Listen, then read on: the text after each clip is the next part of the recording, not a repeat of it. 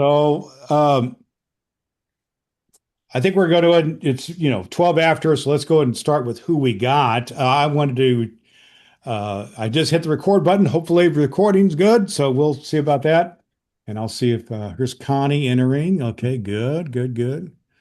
All right, let her get on board here. Connie, are you hearing us? I see you've got your mic on mute, looks like. There you go. Connie, can you hear us? Yes, I can hear you. Thank you. All right, Connie. I'm sorry if you had any trouble getting on. I kind of screwed up the links here today on everything. But anyhow, we're here and we're talking here. And so, hey, welcome everybody to our cohort. This is kind of our last official meeting. We're going to have to do two or three things here today. First of all, I want to share with you that Craig and I talked about an hour or so ago. His wife is in the hospital, Oh my. and so he's not going to be joining us. Um, but he did send some stuff for us to talk about, basically some evaluation tools. And so that's what we're going to do today. We're going to talk a little bit about self-publishing. I've got a few things to share. Brittany and I have talked, and she has got some great insights on self-publishing. And I think many of us have done some self-publishing. I think for a little bit here, we're just going to have some conversation and learn from one another about self-publishing. And Brittany particularly has some ideas on marketing and that type of thing. And then after that, I've got some evaluation questions that Craig sent along, and I am in agreement with them that we'll just kind of talk about an evaluation of the entire cohort that we've been participating in. And then we may or may not come to any final decisions here today. We'll try to get a feel from the group if we do want to move. Well, Craig's popping in here. Okay. He said he might join from the car. Yeah, that's what he told me earlier. Craig, are you there, buddy? I am. All right. All Made right. it. Are you home? Are you in your car or where are I'm you at? home. Just made it home. All right. Well, I So it was saw one you. of those where a 1 hour appointment turned into a 3 hour appointment. Well, So certainly we're with you and with Tracy, your wife, and we're hopefully getting things cared for with her health and everything. And appreciate it. yeah, Ditto. yeah. I think what we're going to do here today, and we'll see if anybody else pops in, great, but we'll just do a little bit about self-publishing for a little bit here, some evaluation, and then Craig has an evaluation tool that he sent along to me, and we'll take a look at that. And I think during those first part of our time together, we'll just kind of have some more or less open discussion about self-publishing. I got some points to share, and I know that Brittany does, but we'll do that, and then we'll get into some of the evaluation after that. Does it sound okay, everybody, to what we're going to do here today? Okay. All right, let me see if I can share my screen because I've been really kind of messing up here on sharing everything. Let's see. All right, does anybody see my screen now that says how to self-publish your book on Amazon? Is it there? Can Yes. see it, but it's too small to read Okay, let me. the text. Okay. What can I do about that? See if you can do Command Plus, if that'll help. All right. That help a little bit? Yeah, Oh, Does that help? There we go. that helps. much better. Yes. All right. Well, I'm just going to go through that. This document I put together is from the course I've been taking, and I'm just going to hit the hype. I was going to try to jump into some of the tools, KDP and Atticus that I use, but I think I was going to hit the high points here, and hopefully it'll generate some conversation with us.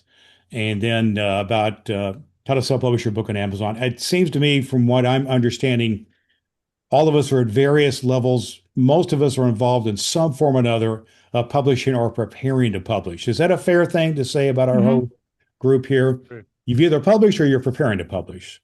Yes. Yes. Okay. So some of this is going to be review for some of us, but I just ask you to be, I'm going to hit kind of the major parts here of what I've been learning as I'm preparing. Basically, I've written my first draft of my book. I'm rewriting it now based on what we've been doing here the last several months. And then I probably my goal is in the next several weeks, definitely by the end of the year, to have this thing published. But yeah, so this is going to touch on the process that I've learned from another course I've been taking and from my own experience messing around with this. And the idea is to get your book publishable in Kindle Direct Publishing, and also to get it ready, if you want to use something like Ingram Spark, and to use the ISBN and how to some guides for that. So I'm going to go over some things. If you need me to stop, yell, scream, do something, that kind of thing. So the part one of what we've been working on is prepare your files and to get your manuscript together, which is basically what we've been working on. I know for the last several months. I'm using a tool called Atticus in order to drop things in there. Is anybody else here using Atticus, or forget? I have used it, but it's not easy to use if you have a lot of graphics or images. So I it see. depends on what you need to do. Right, and I don't have a lot of that in mind. And the Scrivener is another tool that a lot of people have been using. But Chris, you don't have to use those, but I'm just using these as an example here. I use So InDesign just so that you know if you want to use something a little bit more what's it, flamboyant. what's it It's called, called Nancy? InDesign, and it's really a graphic tool, Adobe InDesign.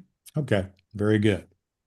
Well, to export your manuscript files, there is just a Hey, button. Brad. So I think maybe for those who have not been through this process yet, just from a high level, you described Atticus and InDesign, but really you're utilizing those tools to really format your book, correct? Correct. Yes. Well, let me just show you real quick or see if I can find it and share it on my screen here. So make sure we don't gloss over that important detail. So Yeah, Atticus is a great tool. It's a very easy tool.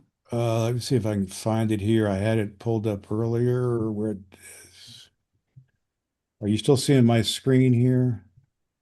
yeah, Is yeah, we Yes. see the self-publishing guide. Brad, you may have to stop sharing and then share again on the other window. okay. Let me go here. Does somebody want to sing the Brady Bunch song while we're waiting? Krista just pulled in the driveway. I'll ask her when she gets in. Okay. Wow. I can just show you if I can get it up here, what I'm doing here. All right. Do you see my Atticus here? Is it up? Yes. All right. So this is the book I've been working on here, and this shows you how this is the writing. This is the writing aspect of it, and this is pretty involved process. It took me a while to learn it, just like what Nancy was saying. But like here's all my chapters of my book. I've written 13 chapters. It's around 25,000 words, something like that. And then so this is my first chapter here. I basically wrote most of mine over in in Pages is what I mainly used to write it, and then I dropped it over here. But you can edit in these fields here, and that's what I've done mostly here. I did a lot of editing within these fields. So that's the writing process, and the formatting you do here, which puts these things in chapters. You can do various things with it. And then once you've got this all written here and then formatted kind of the way you want it, and there's all kinds of options here to do it, then you can export it. You can export it as a PDF to kind of continue working with it. So there's one of my earlier exports right there. But then you can, when you're getting ready to publish, you hit this export to EPUB, and then you start working with it there. Now, I just glossed over really a real fast gloss over Atticus. Scrivener is similar. This is something where I or someone else could do a whole 2 hour thing about Atticus. But are you at least get kind of the general idea about Atticus here and or Scrivener? Are we okay? Do we need to spend more time here, or are we ready to move on? Good. Good. Yeah. Are we okay? I just want to make sure if I can go over. Yep. You just basic over just over here. I got all these other book projects I've been working on for myself and some of the people I work with. So you can put all kinds of stuff in here. Here's a Bible study thing I did and some other stuff I've done. But this is the main book I've been working on over here. All right. I'm And so gonna I guess I do have one question, and Brad. So when you, by the time you get to this point where you paste your document in here, you've already, you can still edit it then? Yes. oh yeah. Okay. Let me Okay. go let me just show Okay. you. Here, Okay. see this, you see this field right here? It says Happy Meals, a lump in the throat, a cancer story. Yeah. You can get in there and do all kinds of stuff, just like I just take for giggles and You can I can even add put images. So you can. laughter. Yeah. You can Okay. do, I just put But any you know image you want to be is a 300 DPI, just so that you know. yeah, and to be honest with you, like Nancy's saying, she's worked more on the images because her book, I forget, it's sort of like a cookbook, wasn't it, or was a Well, I've cookbook? got two. I've got sort of a caregiver book, which has some simple graphics, but they're important. Right. And the other one needs to be more, it's more complex. So in all these, you can edit all, that I did most of my editing in this field here. Okay, you Okay. got all the tools up here for editing, links. Here's the image thing here. You could drop your image in here. It'll put it where you want to. Okay. Anything Okay. Does else? this Great. allow you to format so that it adjusts in a Kindle too? Do you know? Yeah, it's supposed to. Well, you put an EPUB for, is my understanding. You put an EPUB first, and then you start working with it. No, but when you upload it to KDP, right? And if you want it to be a Kindle book versus just a print book, You can, so it'll automatically adjust because you get different sizes yeah, on your you do. It's my understanding you do this export to EPUB first. EPUB, okay, Yeah, versus a and PDF. that's, yeah. Your PDF is just, for you to have a PDF Static, yeah. copy of it. You do this export to EPUB, and then you come up here and you start working with it there. All right. Yeah, I And would just maybe add, Brad, for sure. clarification that, I mean, I thought KDP was pretty straightforward, but when it did come to some of like the technical formatting, KDP is very specific and picky. So I think maybe as a recommendation is that as people are leveraging that platform or getting ready to re-leverage it again, is make sure you go through kind of the KDP guidelines for the Indeed. format you want to print in and ensuring whatever tool you're using to format that you're in kind of incorporating your format dimensions from what KDP has said.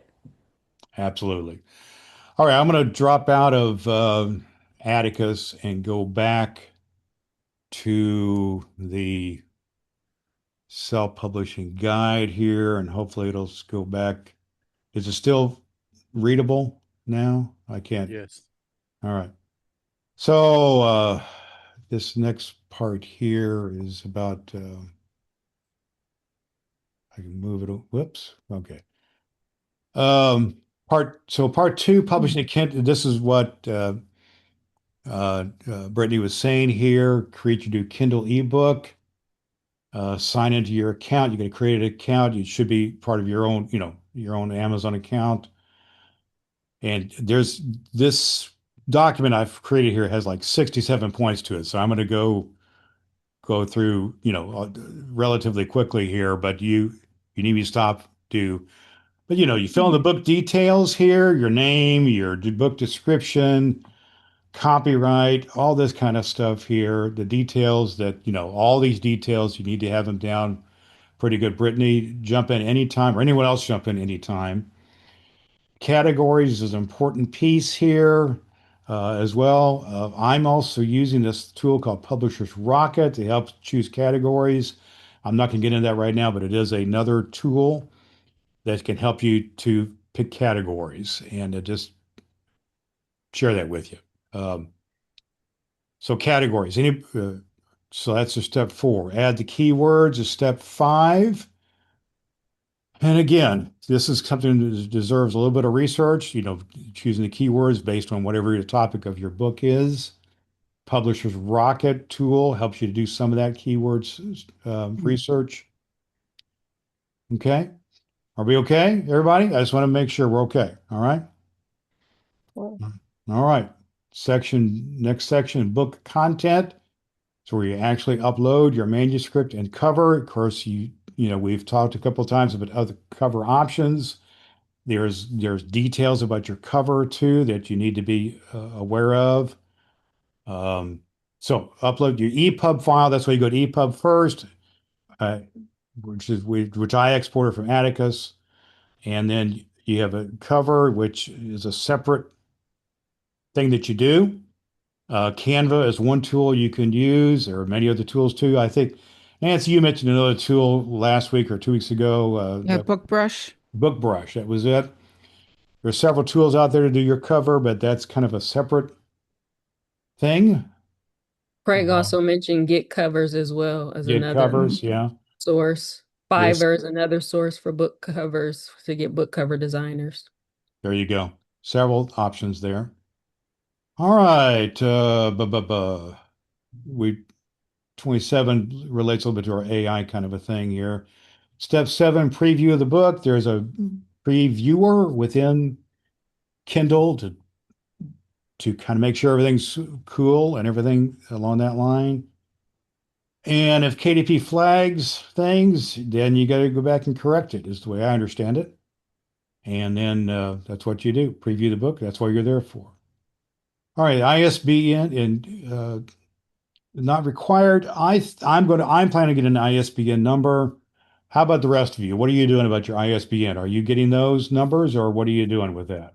Yeah, you can get them in a packet, like a discount. I think we've got 10 up front for like $135 a couple of years ago. They never Right. go Right. out.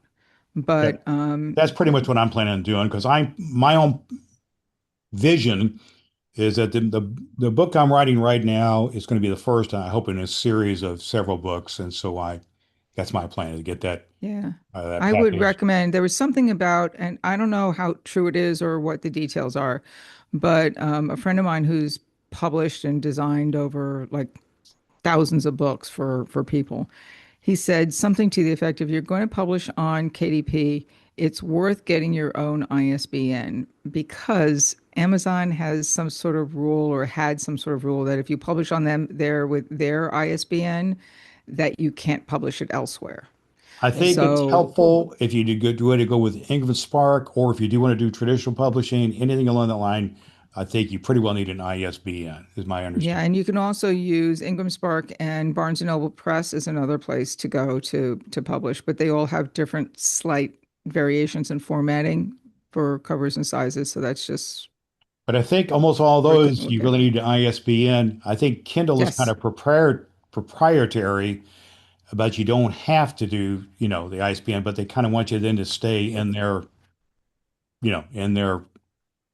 ecosystem or whatever. And Yeah, there was I, something like they owned your copyright if you did it with their, I don't know how Yeah. legal that is, but Does You're anybody else right, know? Nancy. It states that in their terms and conditions, just as Nancy stated it. And I think another thing people have to be aware of is that if you want to sell to like bookstores or want book any of retailers the to others, purchase yeah. your book, then you definitely want to have your own ISBN. But also too, if you publish exclusive through the KDP, it may be hard for you to get into other bookstores and book retailers. And I learned that the hard way in publishing my first book. I published exclusively through KDP, had my own ISBN, but as I was marketing and selling, people were like, well, is your book on Ingram Spark or is it here? I said, no, it's on Amazon KDP. And they were saying, well, I don't purchase books from Amazon KDP, even though I still got my book in a few bookstores or whatnot. It was just a harder process for me. It's kind of more of a lesson learned. So it's just something for everybody to be aware of if you want to Yeah. publish exclusively outside and people to purchase outside of your book outside of Amazon. Well, and that's a and pricing thing too. If you're gonna, because people get discounts on Amazon. Yeah. So if you're gonna print and do with Ingram or Barnes and Noble Press or someplace else for retail, price it the same as you would on Amazon. Don't discount it on Amazon. There you go. So, and here's the section quick, is pricing, really what we're talking about here. You've just, got all these just, different oh, options. Brad, quick Yes, question. please. So I've not published a book before, so, I appreciate everyone's insight on this. So while I understand and I've heard of the acronym ISBN, I don't know how it works functionally when publishing books since I haven't published a book before. Could someone explain what an ISBN is and why you need one? Brittany, can you speak to that question? Yeah, so basically, I mean, it's like you go into any store and you buy, I don't know if you can see, oh, you can't see really good my book, but It's your that's code. It's a pretty, code that they it's scan, the your scanning code, it's code. your Yeah, book the stereo bottom of the code. You can't okay. see it really good on my book. I think Mark is holding his up, but that's really kind of the Mm, serial code or ID that gives, Amazon or other publishers to publish that book. And that is published through a site called, I think it's what's the name of it? Oh, good. Browker? I'll find it. Yeah, Bowker. broker. I'll get it and I'll put it I on in It's the chat. Browker. I forget what But that ISBN stands for, but you yeah. International okay. Standard Book Number, I Yeah, think. International Okay. Standard Correct. Book Number. Yeah, I've seen the acronym. I just haven't looked into it to see what it actually does. And I see them It, on the backs of books and things Right. typically, but I've never you looked know how into it. you know how you have the UPC code for a product? Yeah. Hmm. It's kind of like that for your book. Like Okay. Brittany said, it's the serial number that Yeah. distinctly and uniquely identifies your book. Okay.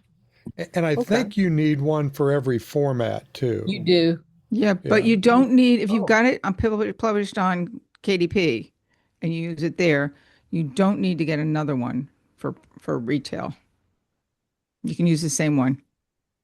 I think okay. the basic Okay. suggestion is get an ISBN, basically get one because you're probably going to, at least from my perspective, you're going to want to do it. If you're only going to stay in the environment, the Yeah, but ecosystem, whatever of Kindle only, then you don't really need it. But Hmm. I think all of us are going to have a bigger vision than Kindle only. That's just my Sure. take on it. So it's So possible then to have your book on both Amazon via KDP as well as in bookstores, retail bookstores there. Right. yeah, Yes. yes, Okay. Just that's what I want okay. to do at least. And Okay. there are people who kind of do, I don't know, for lack of a better term, book mills who crank out a book a week or whatever. You just do Hmm. only on, Kindle and that kind of stuff. And Okay. so there are benefits. This pricing section here shows, there are certain benefits to Kindle, that are kind of exclusively there. You can do the promotional days. You can sell your book for 99 cents for 5 days and other things like that. I would just encourage you to get deeper into the whole KDP environment to learn more about those type of things. Okay. Also, the tip that the guy wrote that who I took this course from, that tip thing here, I think is something for us to pay attention to. You can unenroll in the 90 days if you want to publish elsewhere, but you got to kind of pay attention to those rules too. You got to, they got some pretty strict guidelines and deadlines as Brittany shared there. Okay. No, I appreciate everyone's insight. That's very Yeah. helpful. All right, step 10, set your price and royalties. This is just some suggestions here. Again, the pricing is what you want to make it. I don't know. Anybody else have any thoughts about pricing, about, what to price your book at? yeah. There are some guidelines on that. Yeah. Yeah, so what I did, and I think Devine, you can correct me if I'm wrong. I think your book is going to fall in the business category, correct? Is that your first book? What you're writing about Business, from yeah, like consulting? And the reason why I say, it's, yeah, okay. true crime potentially, if that's a category. I don't know. Okay, true crime. So Business. whatever genre your book is going to fall in, Mhm. what I did was is I took a trip to several bookstores to see where would my book fit at Okay. on the shelves, like a Barnes and Noble or any other bookstore in your area. And for books kind of matching my category, I did some kind of competitive book benchmarking to see, okay, how's it look on the shelf? What is the cover? What are the insides look at? But I also look at the price. I chose like 7 different books in my genre and I looked at the price and I went to Amazon and different sites that they were selling and pricing their book for and making it kind of that competitive analysis. And also too, what does it take to kind of produce my book as well to make sure you get a profit as well. So just something to keep in mind. So you're not randomly picking numbers from the sky saying, I want to charge $18 for my book, but is that competitive? Are people going to pay $18? Is that competitive for what the books are already set in your genre? Okay. No, that's really good due diligence and Yeah. yeah, and market There and research. there's Absolutely. whole Thank you. strategies about pricing that, you can go down a rabbit hole in this whole pricing thing. And, you know, I would Yeah. encourage you to do like what Brittany did, just do some research on it. Yeah. Okay. No, And all thank the you. Those, sites will show you what your profit margin is based on how you price it. And Okay. Amazon is taking more and more money out of the book. I think it's now like 60%. It's some Yeah. ridiculous number. But Oh, you can also wow. start with just a booklet. So if you want to test something, Hmm. don't put your best work out there and then make a mistake unless you've Okay. got a real hand-holding guide. And then just do a smaller booklet and see what happens. yeah. Booklet, like a physical booklet versus like an ebook or something? Yeah, it would be well, you can do an ebook, but Yeah. test it and play with it. Something that you're not worried about, oh my God, I can't get it someplace else. Yeah, Yeah. our Yeah. Okay. first one was like Okay. 67 pages, something Yeah, somewhere in that small. neighborhood. Okay. I mean, it was Yeah. Okay. small and learned a lot Mark, your from that volume's one. your volume's hard to hear. I don't know. It's Yeah. Say again. It's I it's think, yeah. you're it's hard to you're hear hard to you. hear. Volume. But then Mhm. you All did right. this point 40 here is publish your ebook, which, I would just say try to get all these your act together in all these other areas before you hit publish, even on the ebook. Ebook, of course, can be Okay. changed. Your print book, not so, I Not mean, so not as much. easily. Yeah. I Okay. think, Mark, were you getting ready to say something there? Well, I was just saying that our first one, she was talking about putting out a small booklet or whatever. Our first one was 60, 67 pages, something Yeah. like that. It Okay. gave us a lot of experience, did not expect a lot of sales out of it, and a very, very niche market for that one. Hmm. But it did teach us a lot, and it really helped for the second book. Okay. And the first two, I mean, talk about old school. I wrote the first two on yellow legal pad. Oh, All right. wow. There you Nice. go. Then There we you Nice. go. typed it. A Then we real typed it. writer. Then we I knew typed it into Word files and went from there. Um, years ago, I went to a seminar with a Nice. pastor. He'd written over 100 books. I know that. I don't remember exactly how many, but he said he'd written every single one of them on a yellow pad. So, Wow. yeah. well, then Um, you can Nice. scratch it out and go back and move stuff around, whatever. But yeah. All right, part three, publishing the print. You've done your ebook first. You got to kind of go back and start the KDP and start a paperback version. As it says, most are automatically. Remember, but it is another step of the process. Kind of if you start, subtitle and all the keywords carry over. All right, categories slightly different in Kindle or uh, for print. Again, the Publisher Rocket tool is one you might want to look into. I'm using that one. Um, Mm. that helps you do categories, things like that. All right.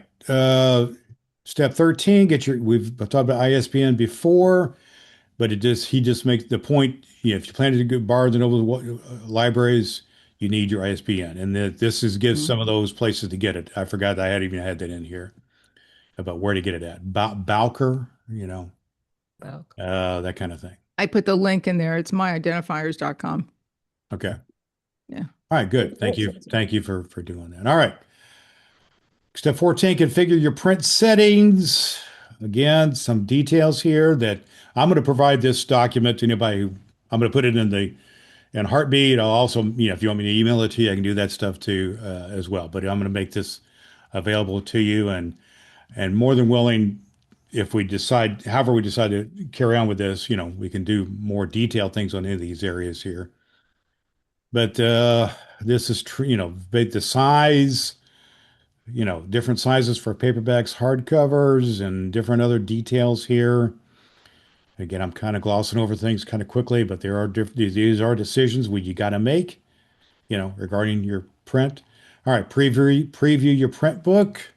Again, you preview it just like you did your ebook. Kind of check it out. When you're satisfied, you approve it.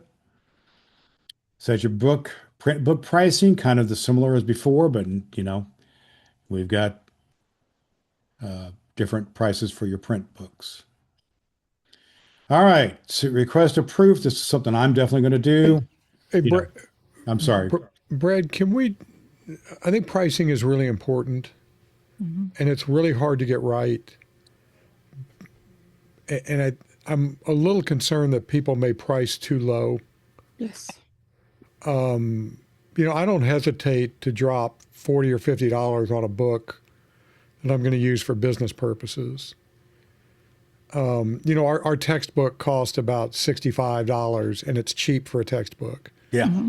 So if I'm looking at something that's in a technical, and I don't mean technical like computers, but a specialized field, and the book is $2.99, I'm not looking at it because how good can it be?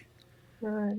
So I think, it really depends on what it is that you're trying to do and what you're trying to sell. Like my book, I'm going to need to price fairly low because people aren't going to pay a lot of money for a book on the kind of philosophy I'm talking about. But if it's a technical book, if I write one on AI, Yeah. it's going to have a higher price tag. And Brittany, I think, made a really important point about putting in the time to figure out the market. You want to price your book at what people will pay. And if you're selling it for $30 versus $3, you don't have to sell anywhere near as many books to make it worthwhile. So it's just, I wouldn't jump to say, oh, the average price on KDP is $5.99, so I'm going to put mine there, because books aren't, if you're writing a novel, the kind of dime store novel, you can't put it at $25. But if you're writing a book that's going to help people make money or save time or that sort of thing, The price of books have gone up a lot too. I mean, since like the Yeah. last 10 years, we started out with our 911 book at, I think it was 1999 or something like that. And most books that I'm seeing out there right now in a retail environment are like $39 to start with. And it's not always hardcover. And our book, the new one that we've got, or the newer one, the hardcover one for the recipes, where we're $69. So Yeah. yeah, depends on what you want to do. And I've also heard some people, various things I've heard publishers talk about, when some people have, when they got those Amazon deals, get, for 5 days, get your book for 99 cents or even nothing or whatever. And some people regretted that, or just said it kind of set the bar too low. And there's different strategies about that, but And so if you want to get, I think, like an Amazon bestseller, it's like the hook to say you're an Amazon right. bestseller, and you can sell it for And, $1.99 and people get have all your had friends to do it. people have had Yeah. various experiences about that. All right. Anything else we want to talk about pricing? what about the Kindle Unlimited? You still get paid for it.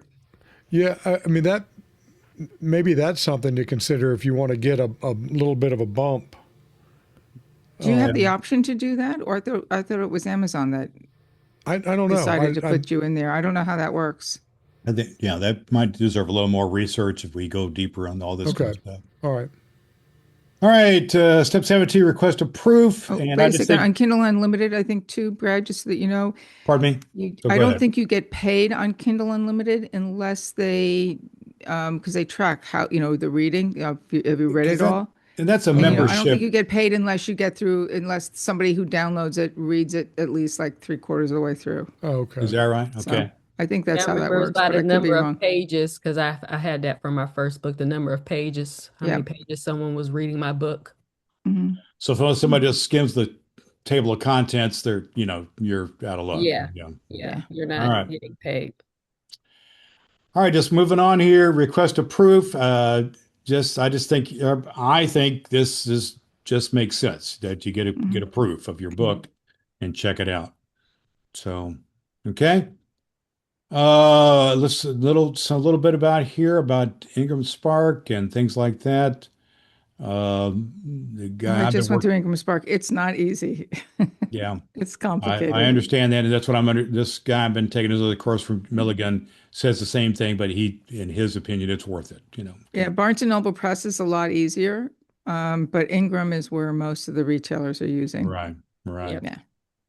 So just another what you need for all these, basically Ingram and the other ones is you need an ISBN number, again, your manuscript, which we're working on here on our course here.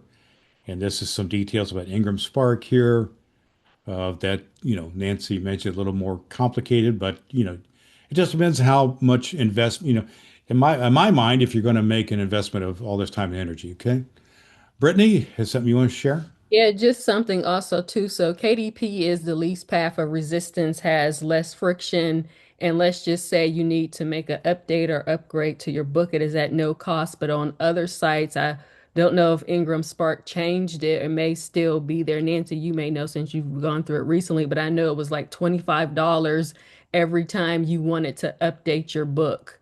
That's only after it's been released. Right. So yeah, so if you're updating your book, make sure you make all your changes and all your edits and all your mistakes before you say Or approved.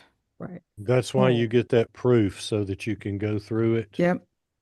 And they don't have a phone number to call. They're usually pretty good about responding in email, but it can take a week. It's a long process. Okay. Because So then what? books change, Sure.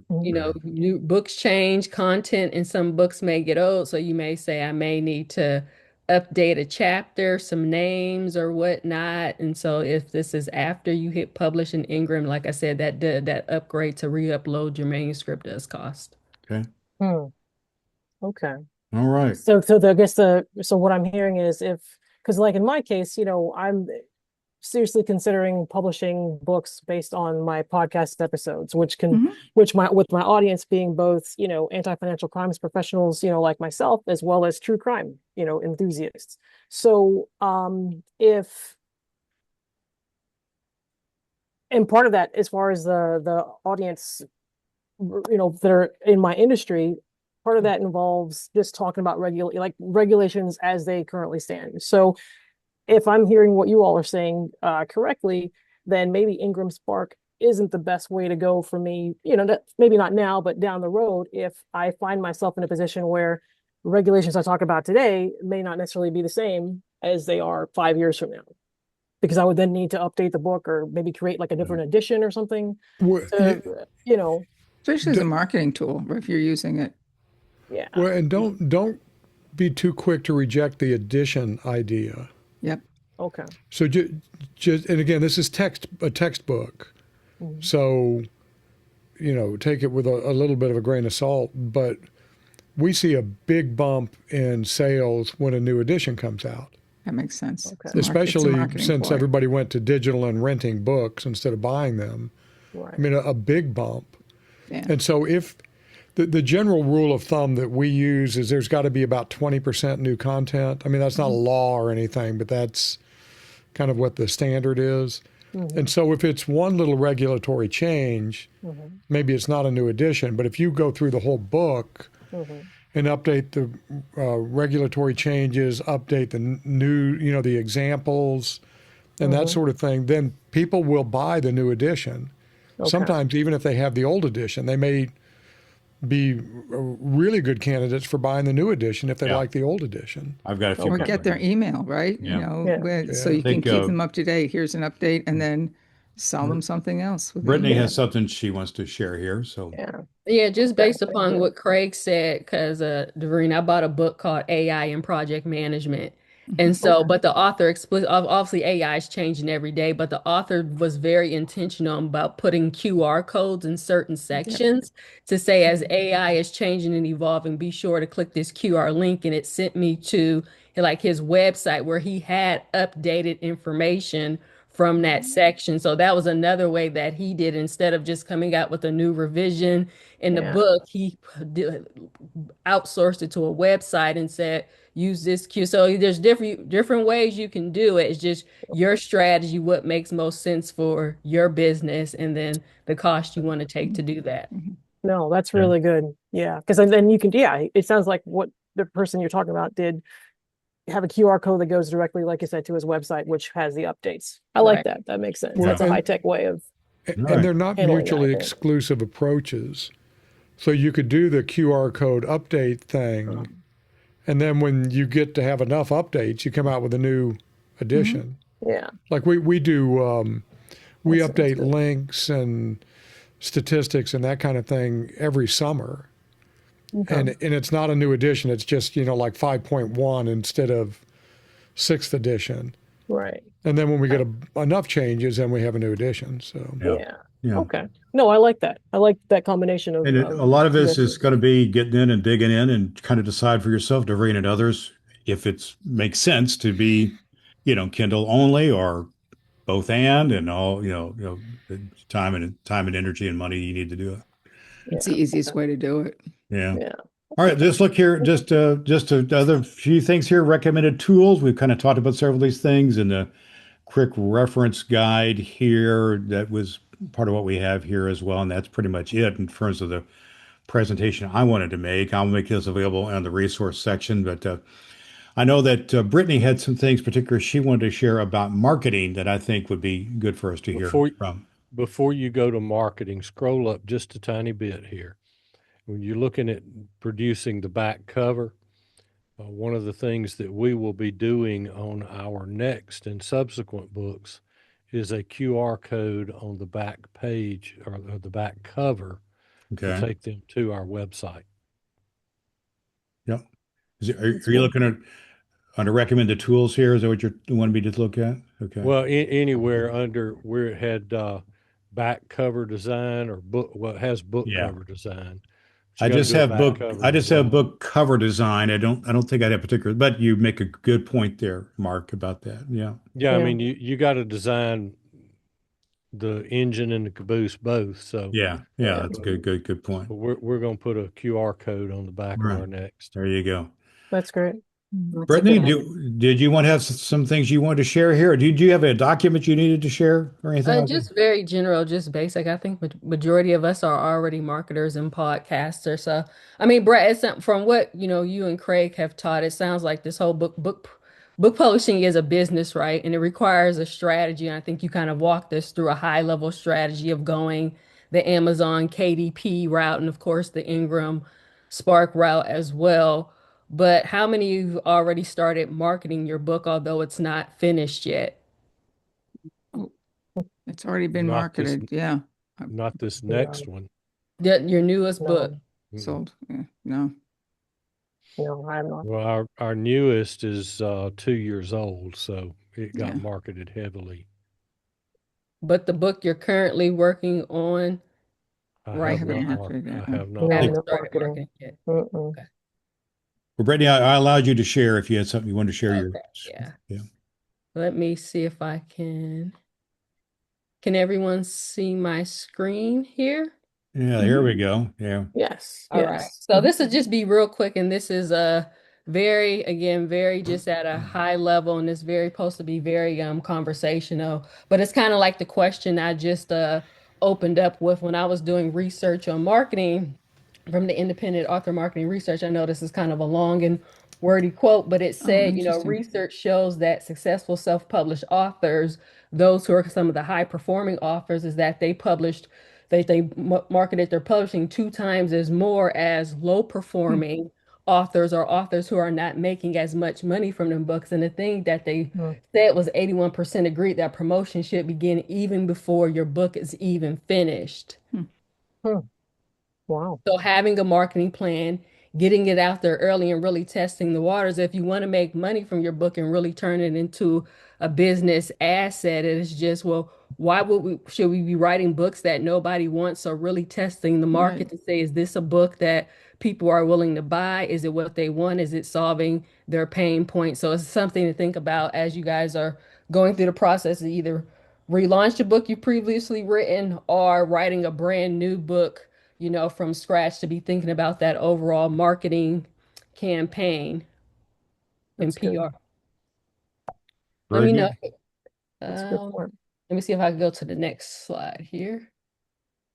Okay. So when I think about marketing, so my first book, I don't know if you guys can see it here. It's Letters to My Sisters in Engineering. And people were asking me about my story, not less about the book, but the story is like, well, why did you write a book about engineering? It's very rare for a Black woman to Mm. be certified and trained in engineering. So by trade, I'm an engineer. So people were interested in the story. Well, how did you get into engineering? Because it's very rare, that African American women are in that field. So it really kind of started with my story. And so as you guys think about your marketing campaign, start with your own story and the why. Why this book matters for you first. And as you develop that marketing plan, you develop certain different aspects. So I kind of, for this book that I'm writing, is more based around my knowledge and expertise in project management and execution intelligence. And so, Craig, I kind of leveraged some of the tools you had showed us and the skills with Claude to really start thinking about my new author bio and my new author narrative that I can use to begin to market my new book using this framework. So using your Write Like Me skill or Chat GPT, using the AI platform that knows you best, I said, based on what you know about me, write a powerful author bio or narrative using this framework: name, same, fame, aim, and game. Very Nice. easy way to put together your author bio, your author narrative that you can put on your landing page. You can even put on your back book cover, any other assets, websites that you can leverage or use. So, any questions, any comments there? Ca- Can I make a little suggestion? So what one thing that can be kind of effective is to do this. I love this prompt. In fact, I just took a screenshot of it. Yeah, is that But okay to do? You're good? I'll but do the then, same. well, sorry, I should have asked. DeVries, you're so much more polite than I am, I guess. But it wouldn't be a bad idea to have a different AI chatbot critique it. Mm-hmm. That's what I also did, Craig. I took it out of Claude and I asked Chat GPT Uh, to critique it and Perfect. refine it. She's ahead of you, Craig. There you go, She man. is. Nice. Yeah. All right, I'm gonna Nice. go take a nap then. So I'll see y'all.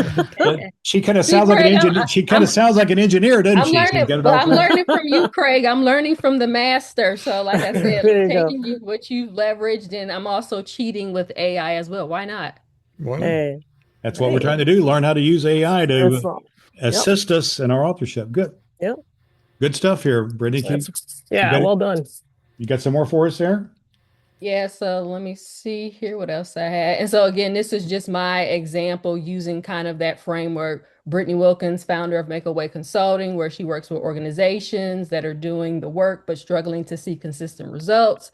I built my career inside understanding why leaders are pushing their workers to go faster, but knowing that there's a gap between strategy and actually execution, and execution intelligence is really filling that gap. That's my philosophy. That is not kind of my aim. That's kind of what I discuss on my podcast, Project Management Masterclass. And my game is just really speaking and writing about the systems that enable leadership behaviors to actually drive results. So just kind of showing you the framework and then using my own example to show you kind of what it looks like leveraging Claude and Chat GPT or other AI, any other AI agents you want to leverage.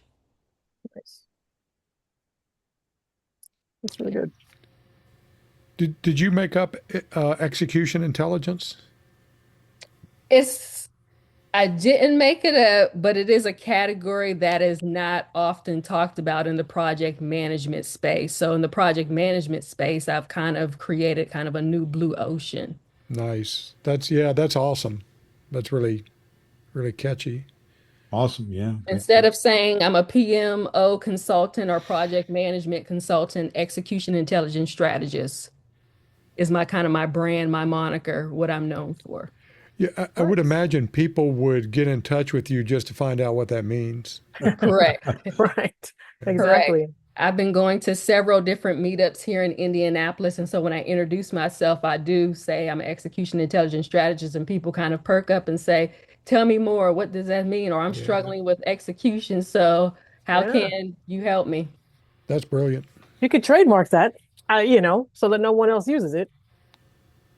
I don't Like I know. say, execution intelligence isn't new. I mean, many people are used. There's Apple intelligence, market intelligence. So I just put Yeah. execution. And then I think this was the last slide I had, is just really key considerations for just for marketing. I mean, your book needs a narrative. It really starts with your story, but story is that what's going to connect to your readers, but really beyond yourself, because the book is bigger than you, defining why the book matters to the people you want to, you're called to help, you're called to serve, clarify who it's for, why they should buy it, what is the benefit, and then position the book around a bigger conversation.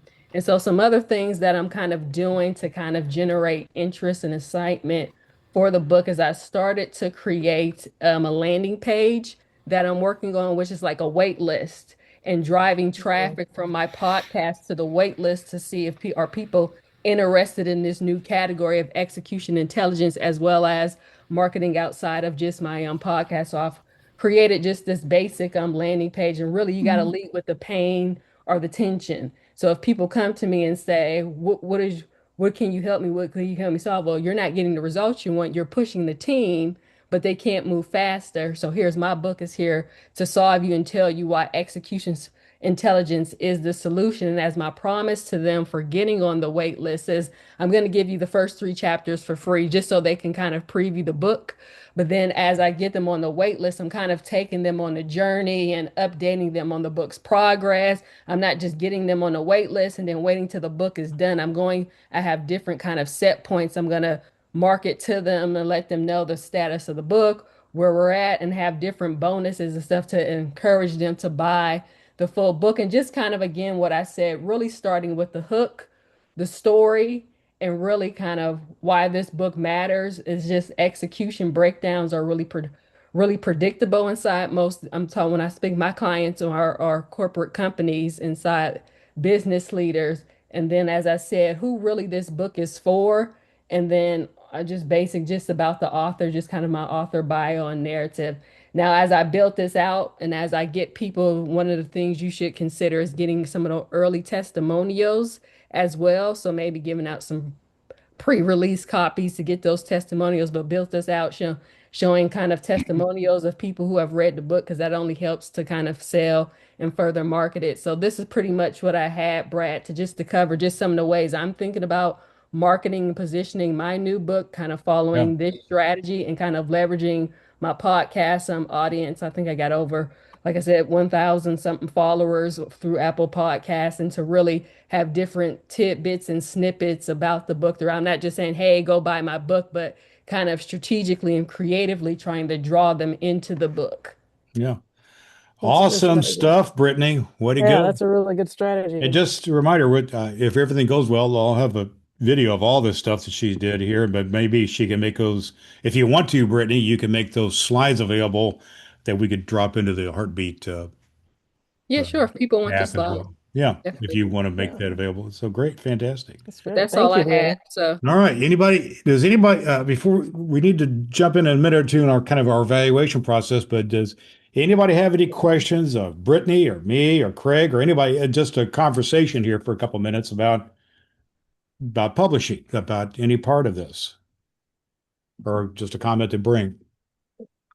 But if I could ask real quick, way back when you were talking about Atticus, Yes. um, do they like if mine is a devotional book, like every chapter is like a devotion, so they're very short chapters. So when publishing, like to Kindle, would that come out as a new page? I mean, how do you format that, or do I just wait until I get into it? Well, you can format however you want to. Each page can be a chapter. That's some of my that can in Atticus and Scrivener, these type of things, you can that's the beauty of it. You can format it however you want to. But I would suggest in your case, there's nothing wrong with having, if you is your devotional book kind of like each devotional is like whatever, 500, 1,000 words or something like that. And just, Yeah, and then it's got, it's got the reflection and it's got the yeah, passages and I things like think, that. I think Atticus would be very easy to make each one of those a chapter if you choose to, or you can have a subheading, that kind of thing. And just, Now they do want you to have Kindle does want you to have a certain format though, right? Um, certain type size and stuff like that. Yeah, you'd have to get into the details of Kindle for that. There is certain Wait, size do you have to do specification, that in but Atticus but before you Atticus get? can do almost all that. It can do all Mhm. that stuff for you. Okay, The- You're all That's gonna, what right. it's Connie, designed you're to. gonna It want works. It works in it's designed to make things easier for you to do Kindle and everything else. Well, Okay. and I think, now, I don't know Atticus, but I know similar types of products. And one of the things they do is they use styles to make it really easy if you change something. Like if you change the size of your page, it'll automatically make everything flow correctly and adjust everything correctly. And so it's probably nothing that you could not do in Word or Pages.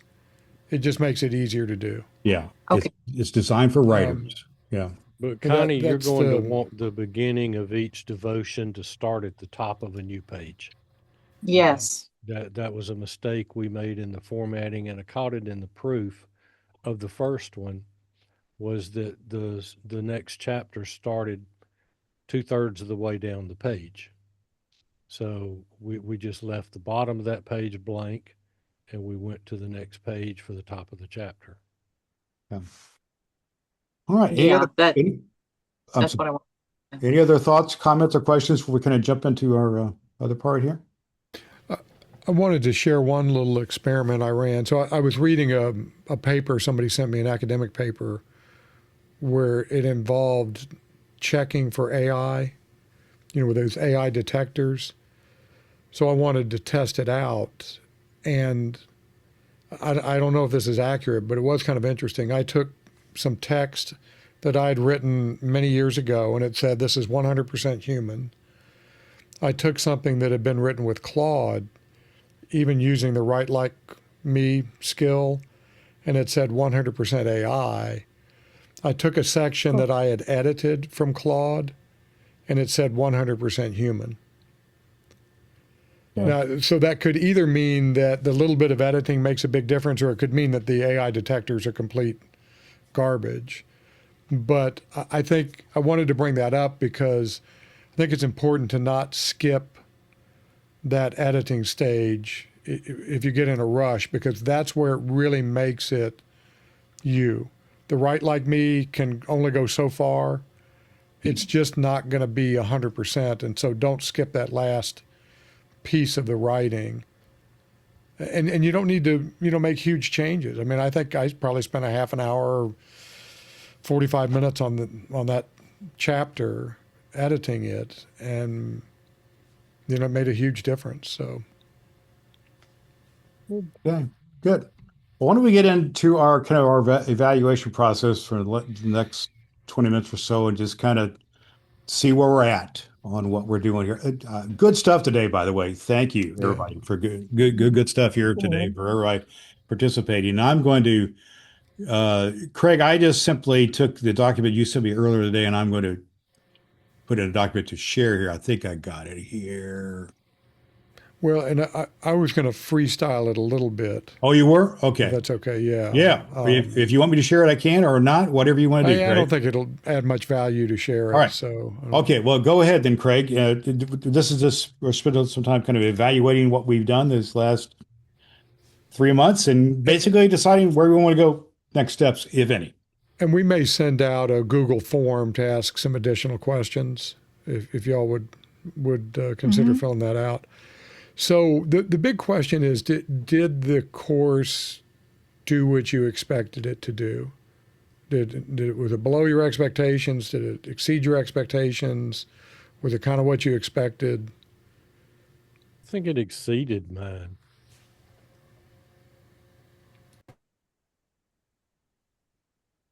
Brittany? Oh yeah, with Mark, were you finished? Yeah, with it went a lot more detail than I anticipated to start with. Was that good or bad? Yes. I resonate with that comment, Mark. Yes. Yeah. Did we lose Brittany? No, I'm still here. Oh, I there just you didn't are. want There to you are. cut in, Okay. I just didn't want to cut anybody off No, since Zoom just did one of those weird reformat things Yeah, I saw it on me. do So, something there. Go ahead, yeah, Brittany.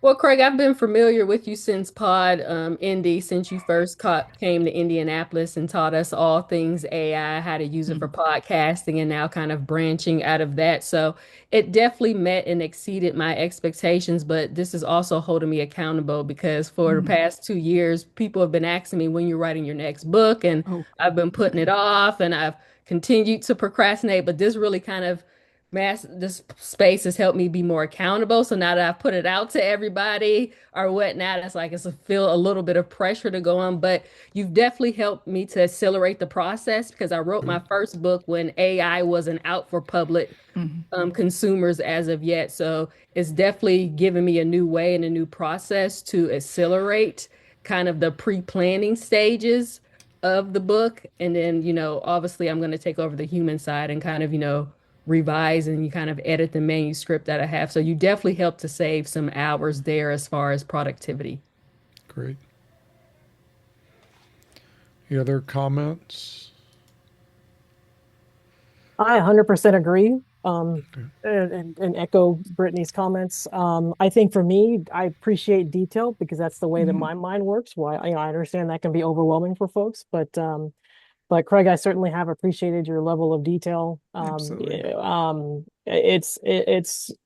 I jot down notes in case I don't have time to go back and look at the video, but as I look back over my notes and things, I'm just like, wow, it's things I didn't even think about. I appreciate you pointing that out and being very forthcoming if questions were asked that you didn't know the answer to, as opposed to just saying, oh, well, yeah, just making up something, but testing it out, if you didn't know an answer to something, I think that's incredibly valuable. Um, yeah, I think, yeah, it overall exceeded my expectations. So thank Great. you. Thank you all. Mhm. I want to jump in too and say thank you to everybody that has shared everything. And I am blown away. And there are so many products out there that you guys have introduced me to. And I appreciate that so much because it's just another world out there that I wasn't. So I'm going to use them and, you Mhm. know, everything that you've taught me. So I really do appreciate it, even though I don't Okay. chime in that much. But I'm learning a lot. So thank you to everybody. Mhm. Yeah. I think it's a lot of information that we shared, and I appreciate it. I know how to publish, so I've done it. I could always be better at it. Like I'm not like a pro. I can't do it with my eyes closed. And I think, the bigger challenge for me was there's so much information on the AI space is like how do you compartmentalize it in a way that I'm actually going to decide how to use it? Because there was the fluidity in there that was great, but sometimes for me, I think I needed to like package it a little bit more, either linearly or not. And I think it would have been helpful to, this is not a criticism, it's just like an addition, like an and type of thing, because I thought it was excellent information. I really, really appreciate it. I never would have even dove into Notebook LM at all. I probably wouldn't have like, what do I do with it? But it's changing fast and there's so much there that if we had like even sort of a quiet like workspace time where you're in the background and like I could jump in and say, Okay. Craig, Brad, I'm stuck now. What I do, Yeah. so that it forces you to do a certain task in a period of time, like an hour or so, to say, okay, today we're just Hmm. working on this. That's good. Work it through. It's like having the teacher look over your shoulder. Yeah, that's an Okay. interesting. That's a good That's really idea. Yeah, good. That's great. yeah. Uh, Like breakout rooms, or I mean, depending on how big the groups get, I don't even know if Right. a Or just, breakout like, room. I could raise my hand while, we're all like off camera, but Yeah, behind the scenes, we yeah, know we could sort of, tap Craig and Brad on the shoulder and say, hey, I'm stuck. Like, what yeah. do I do? And go into yeah, a room. Yeah. that's nice. Brittany's I got like her that. hand up.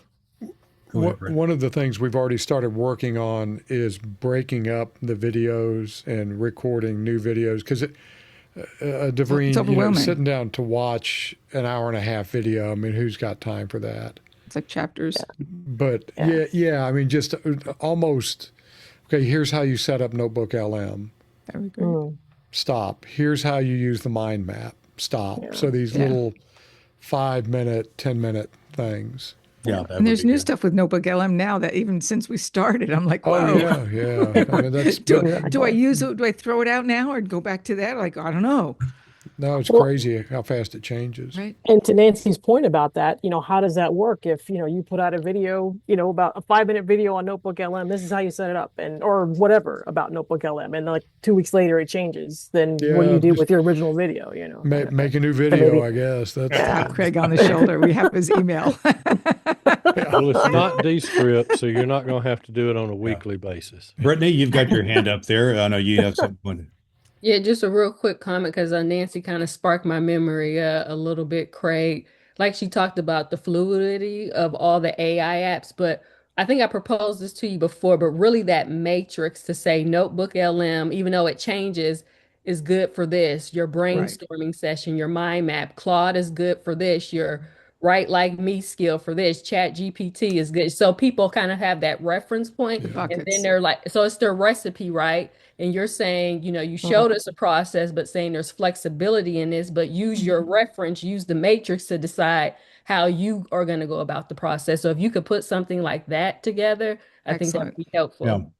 That's good. One or two things I'd like to interject here is this kind of evaluate. We started this basically back in February is when Craig and I decided to do this, and we sent out some emails to try to form the idea. Hmm. And then we were hoping in March, April, May to kind of see where people were able to take whatever writing project they had in mind and see how far they came, if at all. And I'll just speak for myself. First of all, that I basically had a manuscript up front, and I kind of decided to wait to now, to be honest with Yeah. you, to start to applying it. So I haven't done a whole lot with it other than trying to consume the data.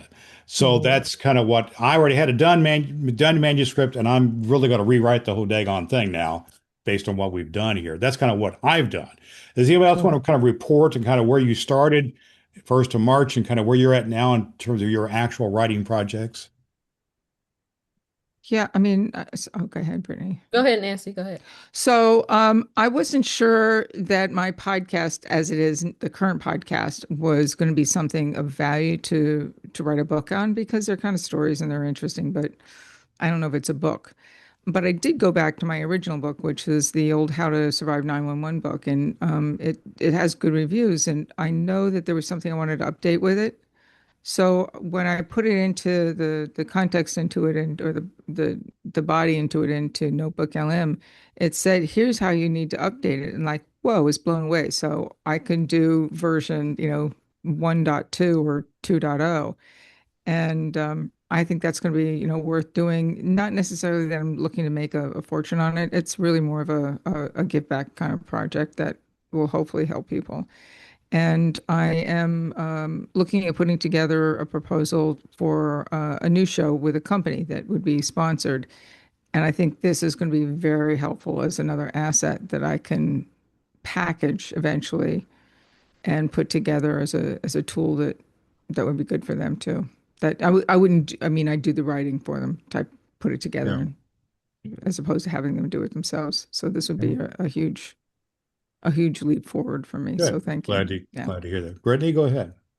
Yeah, so Craig, I followed your process. Like I said, I did skip the Notebook LM step because I didn't think it was necessary for my process, but everything else you showed us, I did. So I do have a full working kind of manuscript draft. And Nice. so right now I'm kind of, and it needs to be fleshed out a little bit further, but right now I'm kind of starting that editing stage from what Claude was helping me to able to kind of generate into the manuscript for my podcast episodes. And so I'm in editing right now. I just have to get focused and just edit it. Yeah, that's the hard part. Yeah. So that's good. Anybody else want to kind of report on how from where you started to where you're at now? Mark? Mark. I took this book and I put it into Notebook LM as a source. And then I had it compare it to our 500 and something episodes and give me things that were in the episodes that were not in this book. And then that gave me some rabbit trails to start down with some of the things. And then I put that kind of in chapters and had Claude help me with bringing in some other material that would subsidize or supplement what what we had on the podcast to go into the book. So it's kind of morphed a couple of times in here with me working on it, in that it's like I get to a certain point and it's like, oh, well, I need to do this. And at some point in here, I've got to freeze the design. I've got to freeze that design and then go from there. Okay. Yes. Yes. Well, let's take anybody else want to comment about that before I move on to next? Okay. I was just Wait. going to say a real quick update. I have a book manuscript that was created by an AI, one of these AI tools that I am in the process of convert or using this process to see how Claude can make it sound like me. So, Oh, that's, so I have not gotten terribly far on that. So I think to Brad's point, I'm sort of where you are with Yeah. kind of going with that and seeing how I can convert that into my voice and what kind of output it provides. So Yeah. yeah. Well, very good. Well, let's take the next few minutes and kind of evaluate. We've taken some good evaluations. I didn't hear any real down or negative type of things. If you got that kind of thing, keep them to yourself. But I don't know. no, can I self-reflect on that for a minute, Brad, and see Please. if people agree? I think it was too lectury in the first couple of sessions. I may disagree We probably with that. tried to cover too much, and Now that I'll agree with. yeah. There was so much It's information. extensive, yeah. Yeah. And I like the lecture part, Craig, because like I said, I'm a more of a process detailed type of person. So I think your lectures are great, but I think focusing on something, and maybe Brad, maybe I said this in a private conversation, is you could do a lot in 90 days, but is that too aggressive for a even for a manuscript with AI and all the tools and techniques, right? Yeah, I think we probably need to back off from that claim and maybe adjust it to you can write a book in 90 days after you take this course, not during the Mhm. course. Yes. Yes, that's a better claim, Craig. Yeah, I That's think fair. it's a Yeah. more realistic That- claim. That kind of makes some sense the way my thinking started to evolve as well. Yeah. the other thing that I saw there, Craig, is, and I'm like Brittany, I enjoy your presentations, but in a Yes. 90-minute session, Definitely. you finally got enough into this side that it's running out the other side. And so how do I plug that up? And Yeah, that's kind of gross, really. But for me, it's a very straight shot through there, Brad. For me, it's, I can digest it better in smaller bits. And like Brittany was talking about, give me this in a 10-minute, give me this in a 20-minute. I mean, that's what we were kind of thinking about as the review material will be broken up in a way where it's okay. Now, what was that mind map thing again? And you go out into Heartbeat and find the video on the mind map or on how to build the skill or whatever it is. The other thing, and I'm poor Brad's hearing some of this for the first time. I wonder if kind of interleaving what we might call class time and to Nancy's point, practice time sessions weekly, where we have kind of this, here's a lot of stuff. Then we have a combination of, all right, let's ask questions from last time So for like half an hour or every other so. week, you did lecture one week and then practice the Yeah, next that's week. what Study I'm hall, thinking. maybe. Yeah. That's what. Yeah. Yeah. Yeah. Well, That sounds good. Brittany, these are the lab sections, the homework sections Lab, yeah. that I'm sure if they still do that in engineering, the lecture sections and then the lab sections. Yeah. So, but that's you a know, good it doesn't really sink in until it's exactly what Nancy was saying. You sit there with the professor or the TA right there in the room. And I think that might work better and address some of this fire hose stuff. I don't know. It was just a I thought. agree. I agree. That sounds like a good strategy. And you Let give me, out gold stars, Craig, for people who did their homework assignment. That's right. That's right. which is you, Brittany. Well, let's couple other things here as we wind it down the next few minutes here.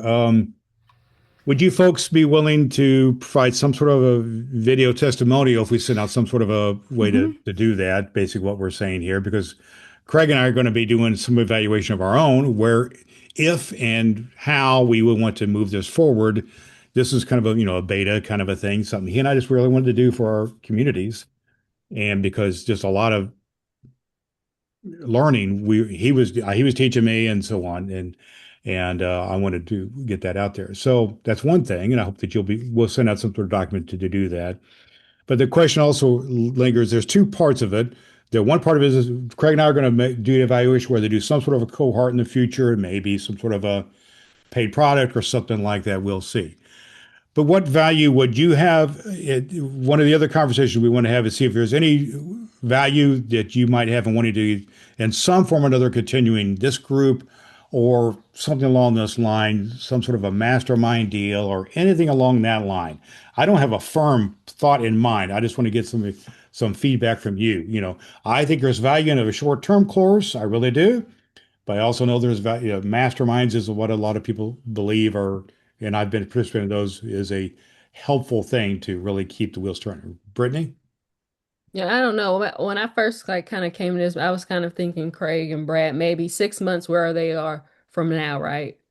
So, if we end to not saying it's going to end today. I mean, basically, like you said, we're deciding that. But, late this year, where is everybody at in their progress? Does somebody have something up on kind of KDP? So you guys kind of keep the testimonials rolling. Here's where they were at, when they started the course, and here's kind of where they are at kind of 6 months later. Nancy showed her, book has her book up, Devreen has her book, those type of things. Because I think that's what's really the actual book up on KDP and someone seeing it selling. I think that's going to only help the future cohorts. Makes sense. Yeah. I would say doing a like sort of a mastermind on the updates of AI and where to really push it would be huge because I keep looking at Claude and I know Craig, you and I talked, I'm using it very simplistically and I know there's so much more I could get out of it, not just from a publishing, but even just from a productivity perspective, which would be helpful in moving some of these projects along, which would be excellent. One thing Interesting. we talk. I'm sorry. Did somebody else? No, no, go on. Mhm. One thing that we talked a little bit about is a monthly AI meetup. I would do sign me up. Yeah. Is Friday afternoon a good time? Perfect. Same time, Usually. same channel, Yeah. kind of thing. Same bat time, same bat Yeah. channel. Yeah. So I don't know. We'd pick a week, the first or second Monday, or first or second Yeah. Friday of every Sounds month, good. and okay. Because it does Well, that change so sounds good. fast. Don't get me started on what I've been doing with Codex, which Oh, I is would love to learn about that. Yeah. oh Yeah. well look at my latest AI Goes to College newsletter article. Uh-huh. I saved 15 or 20 hours just That's See, using like it to just being do. able to dive into something like that would be Yeah. huge Yeah. Well, I and think one not of the like things totally wipe my hard drive out. One of the things we have as a resource here, and I certainly am paying attention to that, is that Craig, this is his world. He is a professor of technology. He lives and breathes this kind of thing, and it's his job to keep up with it. And so that's a wonderful resource that we have had with us here. And I am also finding every one of you just an incredible resource and inspiration to me for what I'm working on, and I appreciate that. So I would certainly be open to helping organize. My role in this is kind of get things organized and doing the heartbeat and all that other stuff, and helping get if we wanted to do some sort of a monthly thing, or at least try it maybe like a whatever through the fall, through like a November kind of a process monthly and kind of Mhm. evaluate then. Yeah, That makes some sense to you to try to do it that way? is the first Friday of every month. Sounds good. I mean, kind of arbitrarily. Sounds like that sounds like Craig, are you Good. Craig, are you going to be able to get some rest with all the AI changes and updates? I mean, Don't talk As to my long as he wife. doesn't She's start on me. using the script. No, but I mean, for me, it's so much fun to stay up with it. Yeah. So, I don't drink. I don't play golf. I don't have a sports car. I don't have a We're your motorcycle. purpose. That's right. There you go. Right, exactly. So, got to do something. Well, here's the other question I have then. I mean, is this something that, the first Friday sounds good at this point, for me personally. Is this something that we are keeping with ourselves or expanding to other folks? And you all advertising it, or we doing something? Just food for thought. I think You know, Craig and I kind of need to have that conversation. We started this Mhm. basically with the two communities that he and I are part of. We kind of overlap. One is the School of Podcasting community. Some of you are part of that. And the other one is the Pod Indie community, of which Craig and I kind of overlapped in those areas. Mhm. And so we reached out to basically those folks. Sure. And then the idea then was to kind of give it a test run to see if there would be value possibly down the road in us doing kind of a cohort, kind of a paid cohort course or whatever it would be, or possibly a mastermind along that line. And that's kind of what we're talking about here. So I think we've done a pretty good job of kind of testing that out. Where we take it from here on, I don't know. I think maybe Craig and I need to have that conversation regarding what would be next steps. What do you think, Craig? well, I mean, in terms of the AI monthly meetup or whatever we want to call it, I would want to keep it to people that are in those two communities or who are connected to people who are in those two communities. So, like Devreen, if you knew somebody that would benefit from it that has nothing to do with podcasting or writing, Mhm. I would not want to be really exclusionary on this. But I think if you open it up to everybody in the world, Yeah. it starts to get a Yeah. little, Not our peeps. I'm yeah, inclined to feel the same way, frankly. yeah. I just was curious if that was something that you all had thought about. No, I But mean, I yeah. think the group that's been here, there's a core group of y'all and maybe a couple of others that have been here for most of these sessions. If Mhm. you think somebody would be a good member of the group, Mhm. I'd be okay with inviting them. Okay. I mean, I trust y'all's judgment on that kind of thing. You know what we do, so. Sure. And quite frankly, I think Craig and I need to talk about those a little bit more, just he and I, as well, to kind of see where we want to That take means it. Brad disagrees. No, I don't necessarily disagree. I just think we need to kind of Yeah. talk it through a little bit. Okay, That's all I'm saying. but Um, can we go ahead and put it on the books for June 5th? Now, I can't do it June 5th. I'll be out of town that day, but Yes. Same but here. if you want to do it, so that just simply means that someone else have to do the Zoom and all that stuff. Yeah, You know. let me make a note. I will.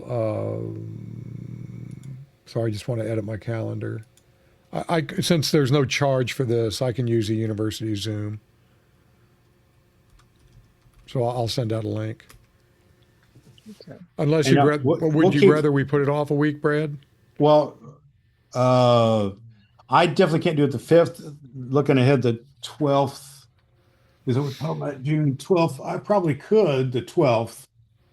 Well, let's just make it the 12th, if that's okay with everybody. That I mean, I just that picked the first. It could be the second. Okay. I'm helping with my niece and nephew's annual lemonade stand on the weekend of the 5th of June, so I won't be able to come. But I'm actually So you could come on the 12th, 12th looks good. Devreen. If that works, yes. If that works for folks. yeah. That doesn't let- work for me, but that's okay. You guys, if the majority of the 12th works, I could just watch the recording. Okay. Oh. Yeah. So that I'm going. Our big annual church conference is the 5th, and so for our whole state, and so So do we want to just make it the second Friday of each month? Yeah. Good. Why not? okay, let's Sounds do good. that. I'd have to look ahead the rest of summer, to be honest with you. I can't say for 100% sure about July and August because I don't have that right in front of me. Summer Fridays. Sure. But I think we've had a good group here. Yeah, it's Thank been you. fun. I've Anything enjoyed it. I want to Craig and I to make some closing comments here in a second. But does anybody else have anything they want to share for the good of the group before we kind of close it down here in the next minute or two here? Incredibly appreciate your time and energy. Thank you very much. Mhm, Thank definitely. Yeah, thank you. Thank you. Thank you both, Craig and Brad, and for setting all this up, for your sharing, just being gracious and or sharing your knowledge with us, and from everybody as a community. I appreciate your help personally. So thank you. Well, Craig, I'll just let you have the last word here in a second, but I'll just share this that I'm incredibly grateful to every one of you in this group and the others who have joined us as well in prior sessions for making it worthwhile. And I'll just be honest with you, I'm at a state in life where I don't waste my time. If I felt like this wasn't worth my time early on, I would have called it a quits myself. Yeah. But I found it very valuable, not only content wise, but interpersonally. And it's a great value to me. So I appreciate that. Particularly, Craig has put in a lot of energy and work into this. I know he enjoys it, but I just want you to know that I really, really, really appreciate Craig. And I won't go into details other than if he wants to, but he's had some challenges in the family to deal with recently as well. So I just appreciate that very, very much. I'm happy to do it. And which brings me actually quickly to another point, a positive. Thank you, Craig, for making time to set up, offline calls and things to answer questions and yes. kind of go through process and that sort of things as well. Yeah. So, especially given what Brad just mentioned about everything you've been experiencing personally. So, I'm happy to do it. I just put my email address in chat again, so Yeah.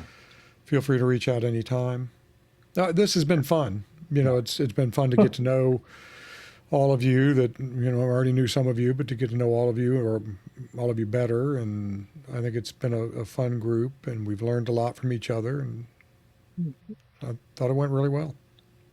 Okay, good.